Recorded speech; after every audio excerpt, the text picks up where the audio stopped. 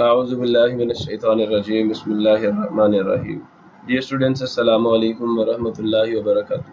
वालेकुम सलाम व रहमतुल्लाहि व बरकातुहू।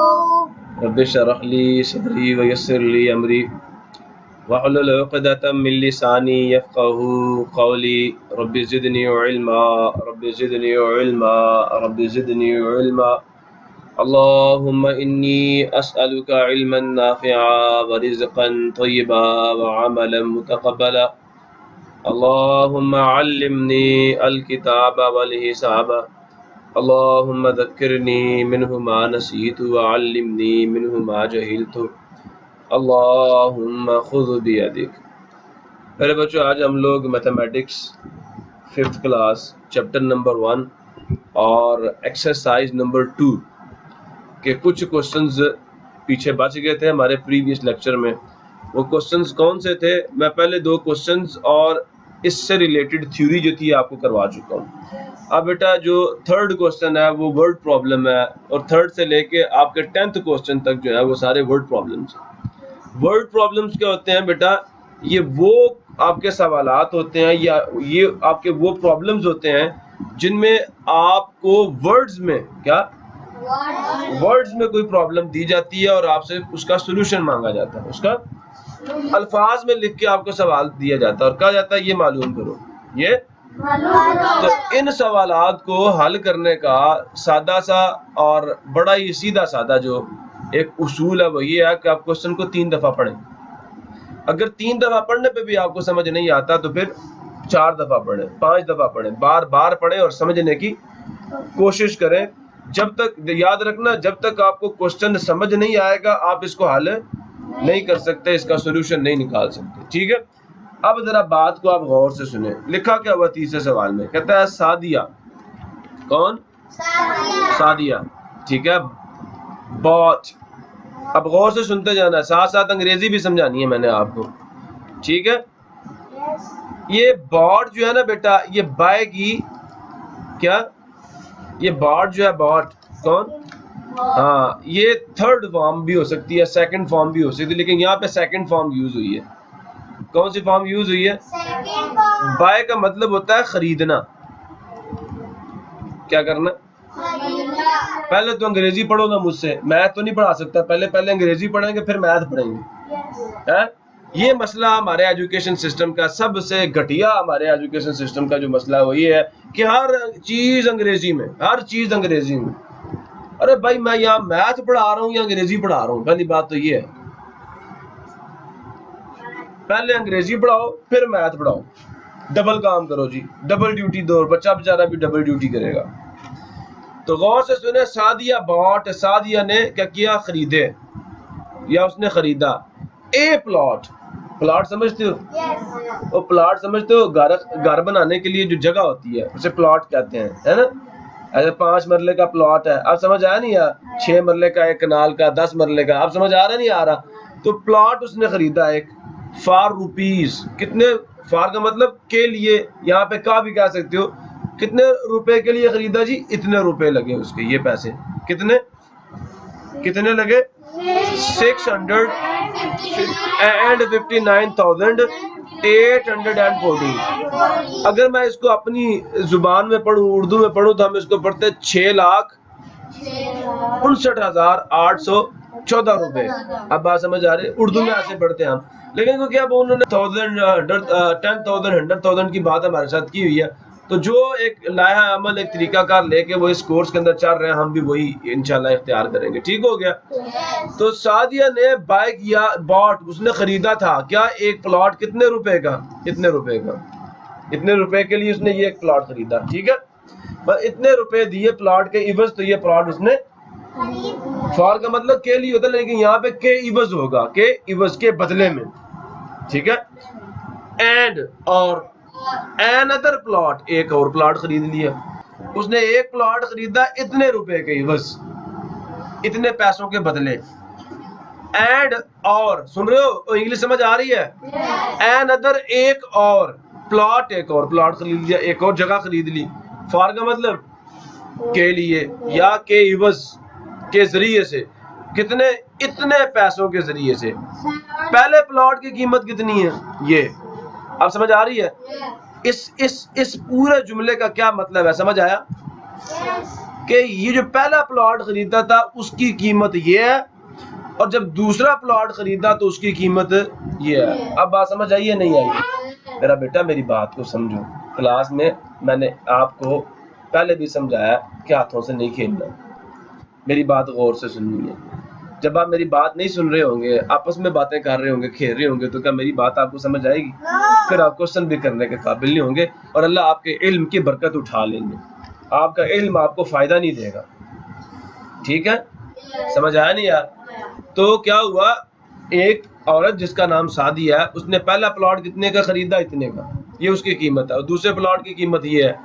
अब जब बेटा क्वेश्चन का ये वाला पार्ट शुरू हो, फाइंड, ये आपको गिवन है, ये आपको क्या है, हमने मैथमेटिक्स में ऐसी चीज हुई, आपको पता चल गया पहले प्लॉट की कीमत इतनी है और दूसरे प्लॉट की कीमत इतनी है। इसको हम यहाँ से यहाँ तक जो आपने पढ़ा ना, ये आपको दोनों प्लॉट्स की कीमतें दी गई हैं, इसको हम मैथ की जुबान में कहते हैं गिवन।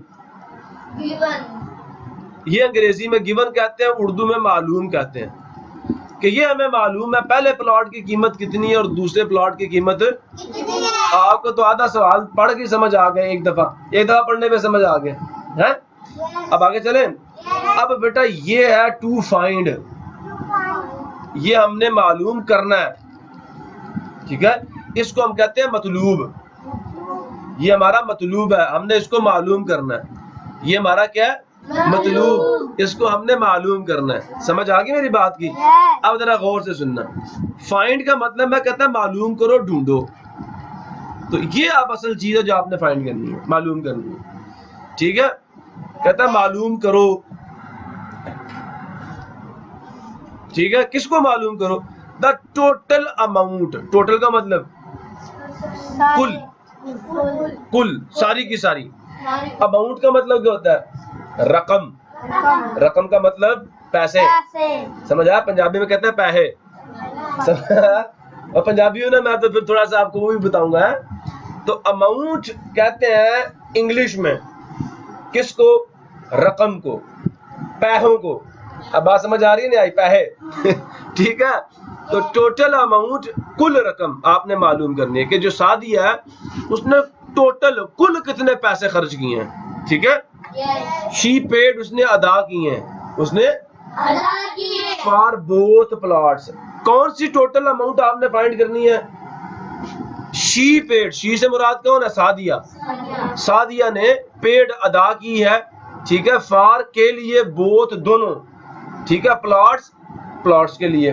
तो आप कुल रकम कैसे फाइंड करोगे कि सादिया ने दोनों जो प्लॉट्स के लिए रकम खर्च की है, कितनी रकम खर्च की है, वो टोटल कैसे बताओगे आप लोग, खुद सोचो। दोनों को जमा कर लेना है, क्या कर लेना है। अब इसकी मिसाल मैं आपको ऐसे देता हूँ, इसकी मिसाल मैं आपको ऐसे देता हूँ। आप छोटे बच्चे जाते हो शॉप पे, दुकान पे जाते हो, कहते हो एक केक दे दो, उसने केक दे दिया, फिर कहते हो एक जूस दे दो, उसने जूस दे दिया, ठीक है, समझ आया?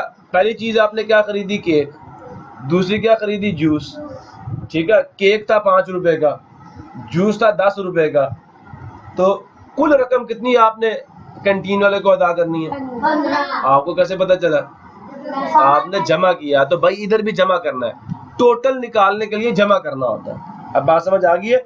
पहले प्लॉट की कीमत और दूसरे प्लॉट की कीमत को हम जमा कर लेते हैं, ये आप कर रहे होते हो अपनी जिंदगी में, लेकिन जैसे सवाल आता परेशान हो जाता, अब क्या करना, फिर टोटल निकालना, तो दोनों को जमा कर लो। समझ आ गई मेरी बात? अब बेटा हम लोग इस क्वेश्चन को सॉल्व करते हैं, समझ आ गया सबको? अब मैं इसको सॉल्व करूं? लो जी भाई, अब जरा गौर से सुनना, हम यहाँ पे लिखेंगे, क्या लिखेंगे, क्वेश्चन नंबर 3 सॉल्यूशन, ठीक है बेटा, मेरी बात समझ आ रही है? हम यहाँ पे लिखेंगे प्राइस ऑफ फर्स्ट प्लॉट। ये अंग्रेजी समझ आई है नहीं आई? प्राइस कहते हैं कीमत को। तो पूछते हो शॉप पे जाके इसकी प्राइस क्या है? पूछते हो नहीं पूछते? हैं? आपका मतलब की, आपका मतलब फर्स्ट का मतलब पहले, प्लॉट का मतलब प्लॉट की, क्या प्राइस थी पहले प्लॉट की, जरा मुझे जल्दी से लिखवा दो देख के। लो जी, ये थी ना ये वाली, 659 हाँ 659,000 हो गया। अब उससे आगे क्या था, 814 ना बेटा, हाँ 814। समझ आ गया सबको, क्लियर हो गया या नहीं हुआ? अच्छा, अब दूसरे प्लॉट की यहाँ पे लिखेंगे सिमिलरली, प्राइस हमने यहाँ पे वैसे ही लिखना है, आप भी वैसे ही लिखना है। यहाँ आ जाएगा सेकंड और यहाँ प्लॉट वैसे ही आ जाएगा।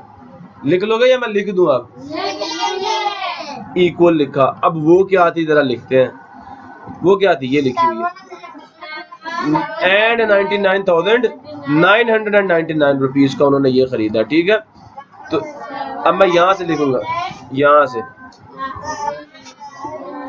मैंने आपको हमेशा कहा कि ये जो दूसरा नंबर होता है ना, इसको वंस को वंस के नीचे, टेंस को टेंस के नीचे, हंड्रेड्स को हंड्रेड, ऐसे आपने लिखना होता है। ठीक है, तो अब यहाँ पे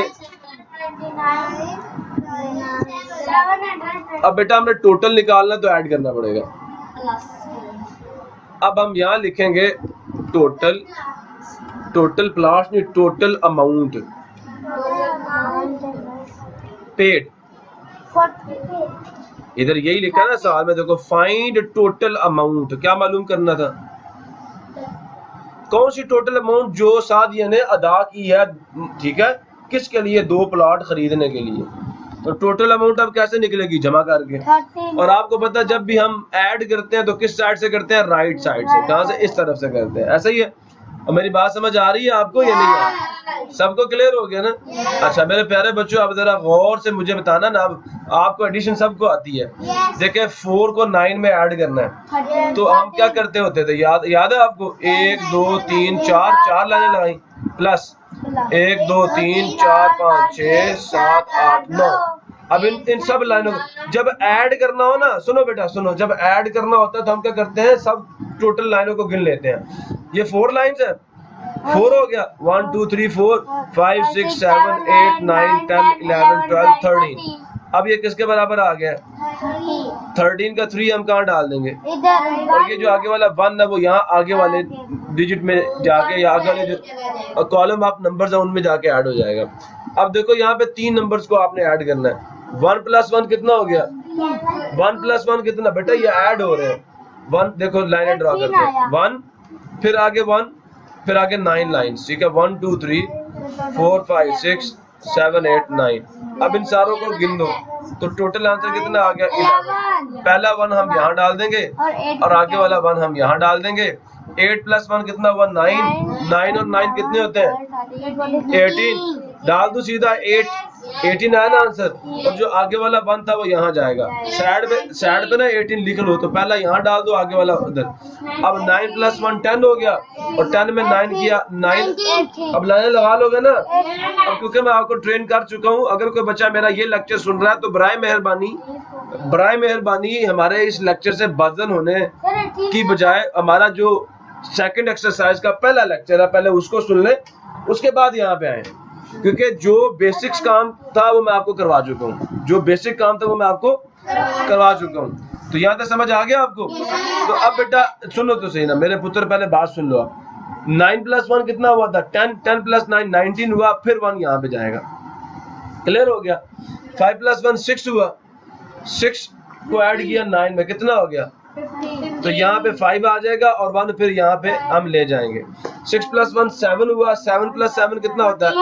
अब मैं 4 यहाँ पे डालता हूँ, लेकिन 1 आगे कहाँ किसके अंदर जाके ऐड करूँ, तो 1 एज इट इज यहाँ पे आ जाएगा। समझ आ गया नहीं आ गया? इधर इक्वल भी लिखना आपने, ये टोटल अमाउंट है।